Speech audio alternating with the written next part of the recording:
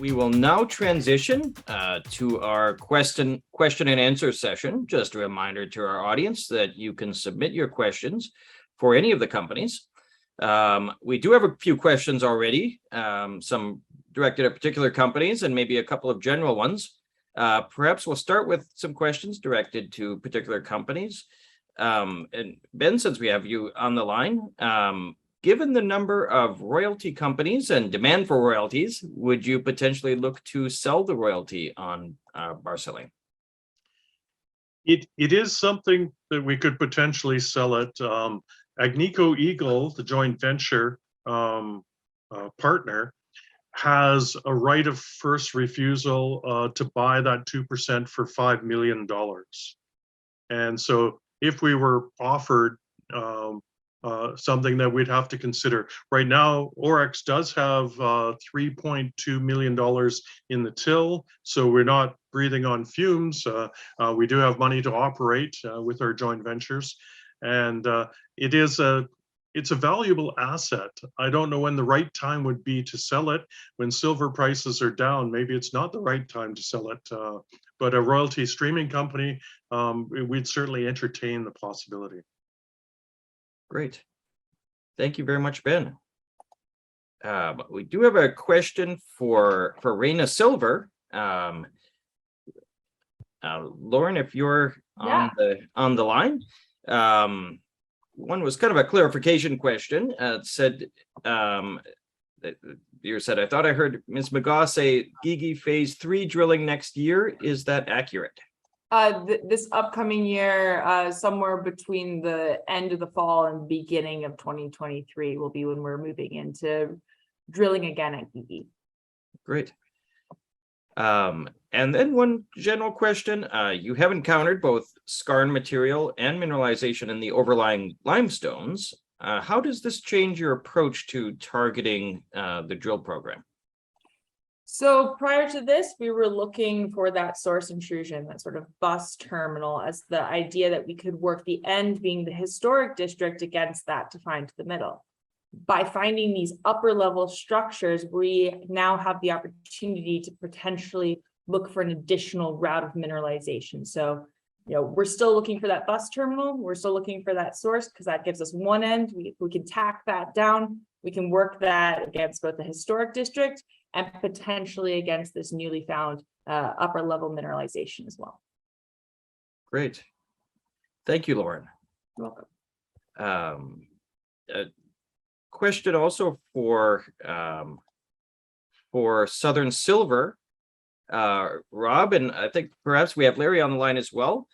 Looking at the overall strategy for the company, obviously you have a sizable resource and advancing quickly here toward a PEA. Would you potentially look to sell to a producer after completing the PEA, or are you looking to advance the project further yourself? Yeah, it looks like Larry isn't on, so I guess I'll handle that. I mean, at this point, all options are open. We want to get the PEA out and both, and then it's how we do you want to come on, Larry, on that one? I'm just trying to figure out how to come on. I'm not computer literate. Yeah, your voice is on, so at least you can. Oh, there you go. Oh yeah, we have you, Larry. I think the question was, what's our intentions as moving the project forward? We're open for business. We spent $32 million over 11 years. We have a tremendous resource. We're not miners. And the best thing that we would like to do is to have a joint venture and tight time frames and a reasonable retained interest. Those are the discussions that we're going to have in the balance of the year once the PEA is out. Raising the next $100 million to do a feasibility study is tough on the treasury. So we're looking for cash and expertise, and we're open for business. Great. Thank you very much, Larry and Rob. And then a question for Defiance Silver. Obviously, Chris, you had mentioned the legal situation a bit, and there may not be a lot you can say at this time. But is there any update you can give us on the legal process related to potentially restoring the rights to those claims at T'Pol? Sure, Tim. Yeah, it is a bit of a tricky situation in terms of what we can make. We can comment on publicly. The reality is we've engaged legal counsel specifically for this, who have experience working in this field, and they're taking every step necessary to be able to enforce our rights and our claim to the concessions. It does, as much as we have the verbal backing to date, and this is still a relatively new situation. There's still more for us to learn as we go through the process in terms of what's going on behind the scenes here. But the reality is that the government has been supportive, and the way that it's been explained to me is that even with that support and any sort of we'll call it annulment or some reversal of the actual administrative process, we still need to go through the courts to have it validated so that there is clear and unquestionable legal title properly restored to the rightful owners, which is Defiance Silver. So we do need to go through that process. It can vary in terms of length depending on essentially on how much of a defense the other side puts up.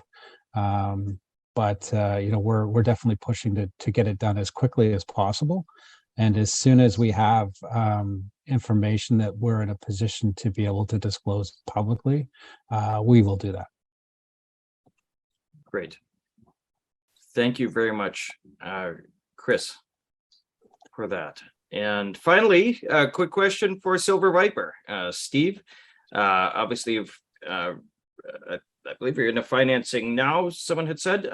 With your new funding, what are the exploration plans upcoming for this year? Yeah, we did a small placement that covers us, in this, just to take some pressure off the balance sheet. That's, having us continue to do all this geochem, structural mapping, looking at all these targets, all the work that's ongoing, like I said, that allowed us to find that feeder at Molino. We're going to continue that work. And then I would expect, once we get into, our share price recovers a bit as it is, that we do a much larger raise, and then I want to do a very large program. We said if we were in a normal market when we were on the back end of that geophysics, we'd be upsizing the program, adding rigs. Like others have mentioned, it's good to be prudent right now in this market. But no, as soon as we hit that market, we're going to be upsizing and doing a very large program. And with that, there'll be a raise that funds that. Great. Thank you, Steve. I think that's all the specific questions we have for companies, but we do have a couple of more general discussion questions, and maybe we can open it up a bit for discussion, or kind of go around and get each of your thoughts. First, over the kind of industry wide, over the past few years, some companies in the industry have had difficulty getting hold of drill rigs or skilled drillers and other skilled people, and there have been long wait times for assay results from labs. Have you run into any challenges of this sort, and or have you seen any improvement in those areas this year? Maybe Ben, we'll start with you. Yes, I certainly had no trouble getting drill rigs when we put out the invitation, the request for proposals. We certainly get a lot of people commenting, and so we put out about 5 companies wanted to see the project initially, and you don't want to have 40 companies coming out, because that takes up a lot of your time, of your staff, to do their site visits before they make the quote. But we've had there are some very good diamond drilling companies, service companies in Mexico. You could see the rig that's right behind me is in this photograph is from Kluane, and they have an actual facility and a maintenance center in Durango City. We also use Globe Explorer, and they are up in Hermosillo, and I believe that's the same company that Steve was using when he mentioned the good mobile drill rigs that were being brought in on that property. So there are some very, very talented drillers. The assay labs, there are several locations of them. The turnaround time was a little bit worse earlier in the year, but it seems to be catching up. Great. And Steve, your thoughts on any challenges in operating over the past few years? Yeah, I mean, I've heard the same thing. A lot of companies have complained about not being able to get rigs. I mean, again, like Ben said, we've been using Globe Explorer the whole time on our project, and we've had a very good relationship with them. So they've always kind of catered to us when we need a rig. They've made one available, or they've actually gone and bought a new rig for us at one point when we wanted one. So, I mean, maybe that speaks to our relationships. I have heard, you know, when everyone was up and running and everyone was drilling, that it was getting harder, and I heard people were losing, you know, drillers to other drilling companies, and it was getting very competitive. But we never had that exposure on that side. As far as the assay labs, that's been hit or miss all the way through COVID. You know, prior to COVID, we were about a 2 to 3 week turnaround time. Once COVID, you know, and the lab started shrinking their staff and spreading people out, you know, it got as slow as, you know, 3 to 4 months in between assays. So it definitely has sped back up. But I mean, I think right now with a lot of people pausing their drill programs in this market, you know, I've heard that from the drillers too, that a lot of their drill programs from the majors have been canceled and slowed down. So I would expect that the assay labs right now are almost back to normal, if not back to normal, and closer to that 2 to 3 week turnaround time. Great. And Lauren, perhaps turn to you as well. With obviously you're operating in multiple projects and now multiple jurisdictions as well. How has the experience been for Reyna in terms of getting a hold of things you need to be able to explore? You know, for us, we also use Globe Explorer at both Batopilas and at Gigi down in Mexico, and we've had great results with our labs in Mexico. We did have a delay when we sent out our gold numbers that we were getting back at Batopilas, because when you have visible gold, it's important to do check assays. So we sent that out for metallic screen assay instead of the standard fire assay up in Vancouver. So, you know, not only are you having to get it prepped and then sent up to Vancouver and then getting the results back. So we ended up with a big delay from that last year. However, the labs in Mexico are really getting caught back up, and looking forward to getting this program going in Nevada. We're, you know, waiting for the final permits to come in and figuring out which one of the quotes we want to go with for the drilling. And you know, it obviously gas prices are affecting that, but looking forward to getting those rigs going and seeing whether or not we're right on the projects. Great. And maybe I'd turn next to Defiance. Chris, Doug, what has your experience been?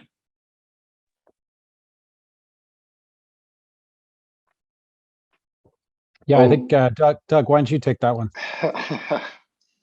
So I think what I'll highlight is the infrastructure that is in place for mining and mineral exploration in Mexico. Most large regional centers, which we're all very fortunate to be working in, whether it's in Hermosillo, Chihuahua City, Durango, and around Sinaloa, particularly in Zacatecas, we have prep facilities. We have the capacity to cut down costs by sending our samples to prep facilities and sending just pulps up to the labs in Vancouver to get assayed.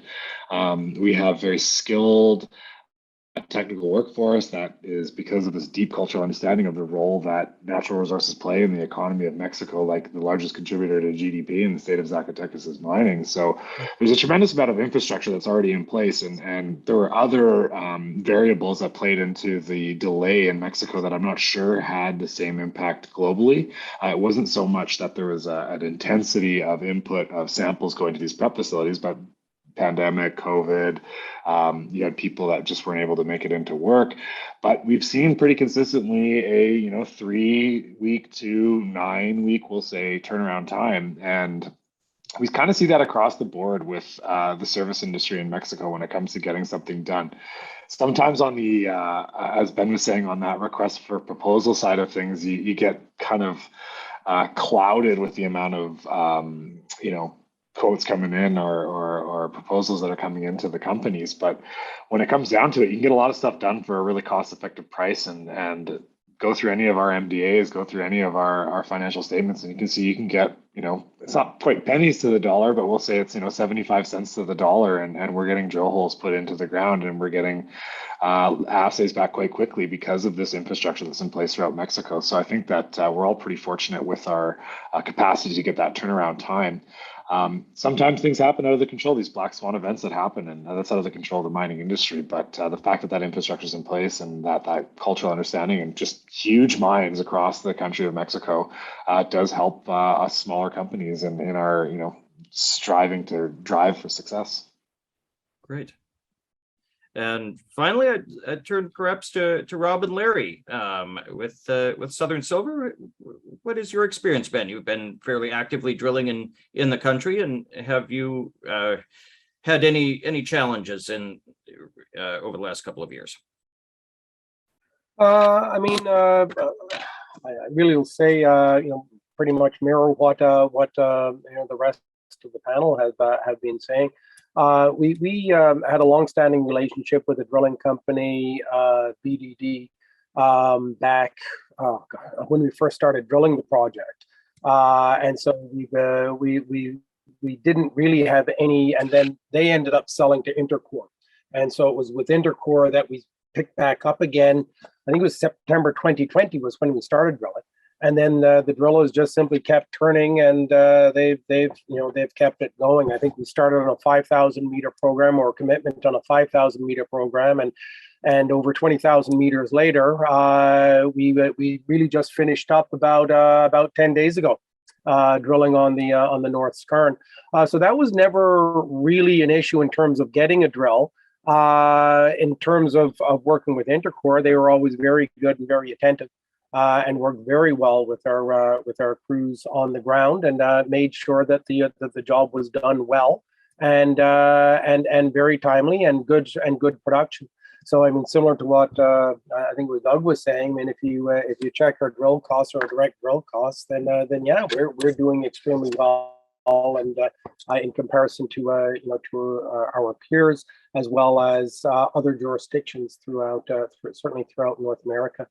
Similarly with assays, I mean, we've had a fairly long-standing relationship with our ALS as the assay provider, and I believe things did slow down when things were really hopping. But we always seem to get our assays done quite quickly and quite well, and better than in some other jurisdictions, where whether it be in BP, or whether it be currently what we're seeing down in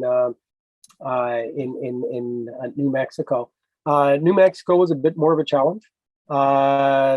There's a certain scarcity of diamond drillers in the U.S., and particularly those that can operate in Arizona and New Mexico, because they need a water well permit to be able to drill. They need to have a slightly different accreditation than for example, drilling in Nevada and whatnot. So that restricts the number of actual drillers that can be working on those projects. And and we have had some difficulties there, both sourcing in terms of timing, as well as productivity and whatnot. And again, similarly with the assay labs. The assay labs in the southern U.S. appear to be chock-a-block, and so yeah, we are looking. I probably did a presentation for you 6 months ago, and I was saying I anticipate results in the June-July timeframe. In terms of assay results, and now I'm now I'm saying it's going to be September. and simply by the way the assay labs were and have been backed up. So it's sort of two different worlds. Mexico, God bless them, seems to be running tickety-boo, at least relatively speaking. But yet in the southern U.S., there do seem to be some challenges. All right. Well, thank you very much, Rob. And I think that just about wraps things up here today. I'd like to again thank each of our presenters this afternoon, as well as our presenters and panelists from earlier today. And thank you everyone on the line for tuning in.